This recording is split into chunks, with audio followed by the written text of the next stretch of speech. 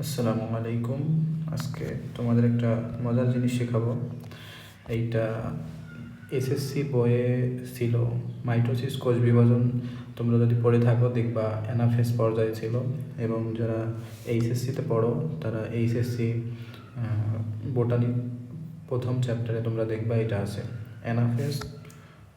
চলো শিখে ফেলি তাহলে। অ্যানাফেজ পর্যায়ে দেখবা তোমরা যখন ক্রোমোজোমগুলো সেন্ট্রাল থেকে পেরিফেরিতে যাওয়া শুরু করে, তখন ক্রোমোজোমগুলো কিছু আকৃতি ধারণ করে। এটা তোমরা অনেকেই গুলায় ফেলো পরীক্ষার সময়, দেখা যায় অ্যান্সার করতে পারো না বা মুখস্থ করতে অনেক টাইম লাগে। তো আমি খুব সহজেই তোমাদের শিখিয়ে দেবো, এরপরে 1 সেকেন্ডেই তোমরা এগুলো সহজেই তোমরা অ্যান্সার করতে পারবা ইনশাআল্লাহ।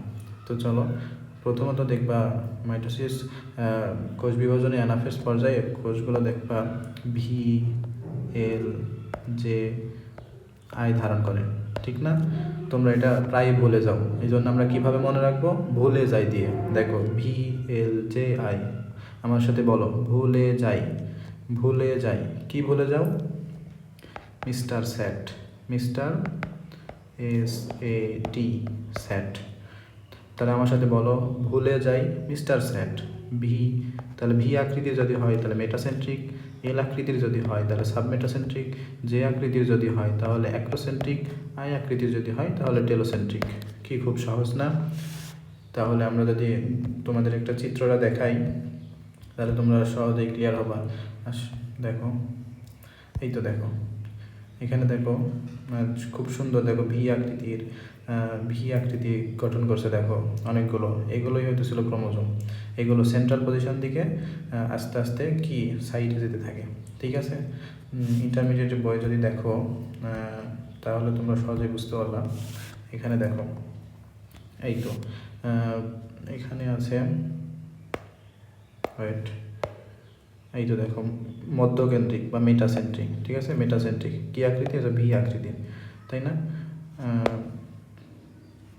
আচ্ছা, তারপরে দেখো উপমধ্যসেন্ট্রিক, এই তো সাবমেটাসেন্ট্রিক, ঠিক আছে? সাবমেটাসেন্ট্রিকের কী আকৃতির হয়?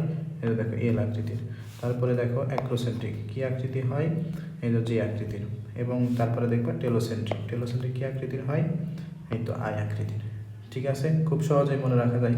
তাহলে ভুলে যাই মিস্টার স্যাট, ভুলে যাই মিস্টার স্যাট, ভুলে যাই মিস্টার স্যাট, ঠিক আছে?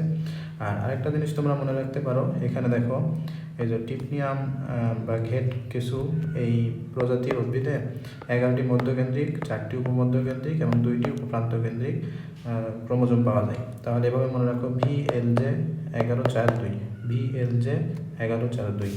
কি এখন আর কি তোমাদের ভুল যাবে? খুব সহজেই মনে থাকবে না ইনশাআল্লাহ।